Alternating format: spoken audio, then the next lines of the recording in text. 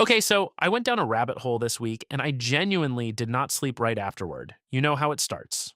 One article, then it's 2 in the morning and you're staring at Soviet reactor diagrams like you're going to be quizzed on them. That was me all week. And the thing that got me wasn't the explosion. Everybody knows there was an explosion. It was this one detail I couldn't shake. The worst nuclear accident in human history didn't happen because something broke. It happened because of a safety test, a test they ran to make the plant safer. That's the whole horrible joke sitting at the center of this story. And once you see it, you can't unsee it. So let me take you back. It's April 1986, northern Ukraine. Back then, part of the Soviet Union. There's a town called Pripyat, and honestly, it was kind of a dream town. 50,000 people. Average age around 26, which means it was basically a city of young couples with babies. They had a sports complex, a movie theater, a brand new amusement park with a bright yellow Ferris wheel that was scheduled to open on May 1st for the May Day celebration. 2 miles away sat the reason the town existed, the Vladimir Ilyich Lenin nuclear power plant. 4 reactors running, 2 more being built. Working there was the good job. You got better groceries. People were proud. And here's what nobody in that town knew. Not the engineers, not the plant director, not really anyone outside a small circle in Moscow. Reactor number 4 had a flaw baked into its design, and the flaw was already documented. Hold that thought. We'll come back to it. So the test. Let me explain it plainly because it actually makes sense. If a nuclear plant loses outside power, it has a problem. The reactor still needs water pumped through it to stay cool even after you shut it down because it keeps making heat for a while. The backup diesel generators can handle that, but diesel generators take about a minute to spin up to full power. A minute is a long time when the core is cooking. So the engineers had an idea. When you cut the steam, the giant turbine doesn't stop instantly. It coasts. It keeps spinning. And a spinning turbine still makes electricity. So could that coasting turbine bridge the gap? Could it power the pumps for that one dangerous minute? Good question, right? Sensible question. They'd tried to answer it 3 times before. 3 times it hadn't worked. On April 25th, 1986, they were going to try again. And then everything that could go slightly wrong went slightly wrong.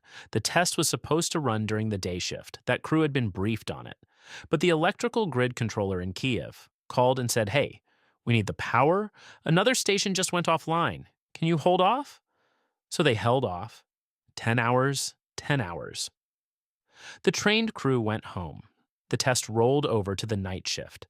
People who came in expecting a normal Friday and got handed a procedure they hadn't prepared for. The document itself had been revised, with changes handwritten in, some crossed out. And that's before the reactor started acting strange. They needed the reactor at a specific low power level. It slipped. It went from around 1,500 megawatts down to about 30. Basically nothing. It fell asleep. Now, why does that matter? Here's the part that always breaks people's brains, so stay with me. When a reactor runs, it produces a gas called xenon 135. Xenon is a neutron sponge. It soaks up the exact particles that keep the chain reaction going. Normally, the reactor is running hot enough to burn the xenon off as fast as it's made. But if the power drops, the burning stops and the xenon just keeps piling up. The reactor, in effect, poisons itself. So now you've got a reactor that's choking and a crew under pressure to finish a test that's already 10 hours behind schedule. The deputy chief engineer, a man named Anatoly Dyatlov, wanted it done.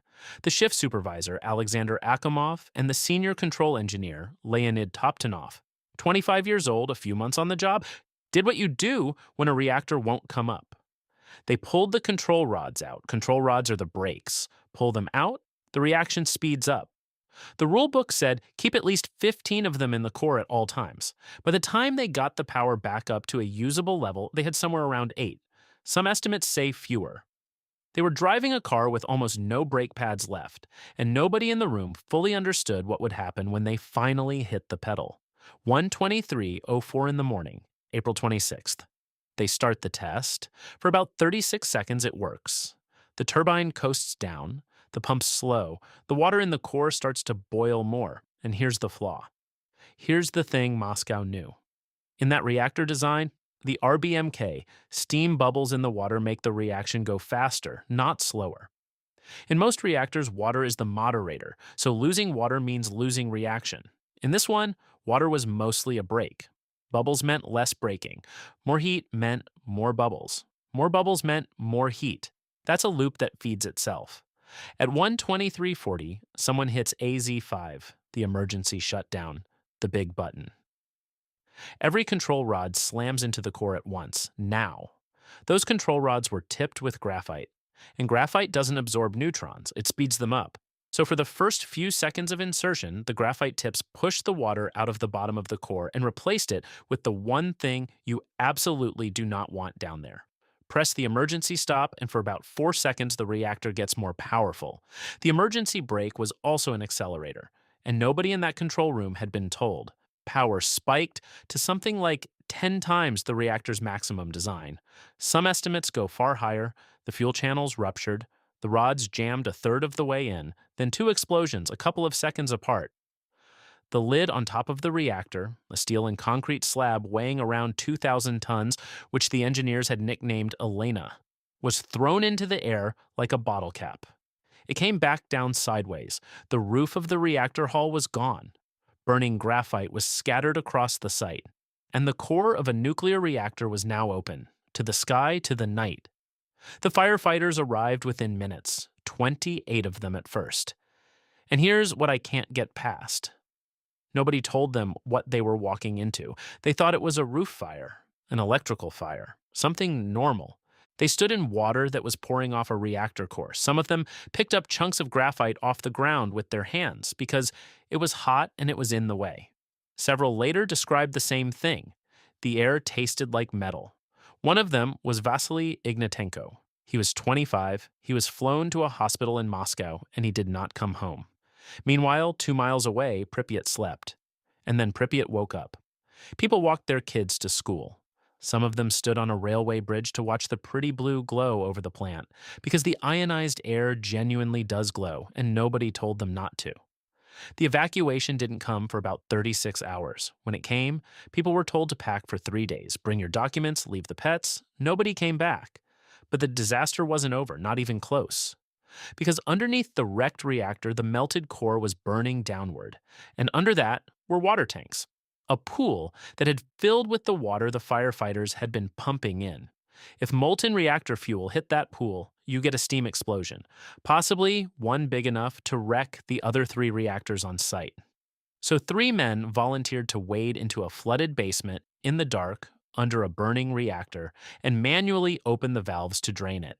Alexei Ananenko, Valery Bespalov, Boris Baranov. Now, you've probably heard they died horribly within days. That story is everywhere. It's not true. They came back out. Baranov lived until 2005. Ananenko and Bespalov were still alive decades later. Ukraine gave them state honors for courage in 2018. Ananenko has said in interviews that he was mostly just doing his job. I love that. The most famous suicide mission in nuclear history, and the guys walked back out. Then came the miners. Around 400 coal miners from Tula and Donbass were brought in to dig a tunnel under the reactor by hand, in heat that stripped them to their underwear, to install a cooling slab that in the end was never even needed. And then came the liquidators, roughly 600,000 people over the following years, soldiers, engineers, conscripts, volunteers. The most infamous job was clearing radioactive debris off the roof. They tried actual robots first. The radiation fried their circuits within minutes, so they used people in lead aprons, running out for about 90 seconds each, grabbing one shovelful, running back. They called them biorobots. That's the official term, biorobots. Okay, so now the twist, the part that reframes everything. The Soviet scientist put in charge of explaining all this to the world was Valery Legasov. In August 1986, he flew to Vienna and stood in front of the international nuclear community for something like 5 hours with hundreds of pages of data, and he told them the truth. Most of it. He described the accident in more detail than anyone expected, and the official conclusion pinned the cause squarely on the operators. Human error, reckless men in a control room. Legasov went home and over the following 2 years recorded a series of tapes. On April the 27th, 1988, 2 years and 1 day after the explosion, he took his own life. The tapes came out. And what they described was a system where the reactor's flaws were known, documented, and classified. Because here's the thing, that graphite tip problem, it had shown up before. At the Ignalina plant in Lithuania in 1983 during commissioning tests. Engineers noticed the emergency shutdown briefly increased reactivity. It was written up. And the warning never reached the people who needed it. In 1992, the IAEA's own advisory group published a revised report, INSAG 7, and quietly reversed the official verdict. The primary cause was no longer the men in the room. It was the design of the reactor and a culture that couldn't admit a design could be wrong. The operators made mistakes, real ones, but they were handed a machine with a trapdoor in it and no map. So, what actually happened to everyone, honestly? This is where you should be suspicious of confident numbers, including mine. 2 people died the night of the explosion. 28 more died of acute radiation sickness within a few months. Thousands of children who drank contaminated milk developed thyroid cancer, which is highly treatable and was mostly survived. Beyond that, projections of long-term deaths range from a few thousand to numbers 10 times higher, depending entirely on which model you trust, and UNCZR, the UN's own scientific committee, has said the higher projections aren't reliably supported. Serious people still disagree. That uncertainty is itself part of the story. Which brings me to the strangest thing of all. Go to the exclusion zone today, 1,000 square miles where humans aren't supposed to live. It's full of animals, wolves, wild boar, elk. Przewalski's horses that someone released there in the 90s. Jim Smith, a researcher at the University of Portsmouth, published camera trap and track survey data showing mammal populations in there comparable to uncontaminated nature reserves. Wolf numbers several times higher. But then you've got Timothy Mousseau and Anders Muller, who've spent years counting birds and insects in the same zone, and their data shows real damage. Fewer birds, higher rates of tumors and cataracts, smaller brains in some species. Both sides have real data, and the resolution might just be this. Radiation is genuinely bad for individual animals, and humans are worse for populations. The zone isn't healthy. It's just empty of us. Meanwhile, the reactor itself sits under a 1.5 billion euro steel arch, slid into place in 2016, rated to last 100 years. And even that hasn't been left alone. In early 2025, a drone strike during the war punched into its outer skin and started a fire. 100-year seal, and it's already taking hits. And deep inside, in a corridor nobody can safely stand in, there's still a mass of solidified lava-like fuel called the elephant's foot, first photographed by a man named Artur Korneyev, who kept going back in there and joking about it for decades. So here's what I keep landing on, and it's not really about nuclear power. Every single person in that chain had a fragment of the truth. The Ignalina engineers knew about the rod tips. The designers knew about the steam feedback. Moscow knew both. Legasov knew what he wasn't allowed to say in Vienna. And Toptunov, 25 years old, standing at a console at 1:23 in the morning, knew none of it. The reactor didn't lie to anybody. It behaved exactly the way physics said it would. The system lied. Or more precisely, the system made honesty expensive, so people quietly chose the cheaper option. And I think you've been in a smaller version of that room. The meeting where everybody can see the plan is bad, and the cost of saying so out loud feels higher than the cost of just letting it happen. Usually nothing explodes. Usually it's a project or a launch date or somebody's savings, usually. I opened this by telling you the worst nuclear disaster in history was caused by a safety test. And that's true. But I think I had it backwards. It wasn't caused by the test. It was caused by everything nobody was allowed to say before the test began. The explosion was just the moment the secret finally got too big to keep. Anyway, that's the story. Go look up the photos of the Ferris wheel that never opened. It's still standing, it never carried a single passenger, and somehow that's the image that sticks with me more than the reactor does. I'm Chio. See you in the next video.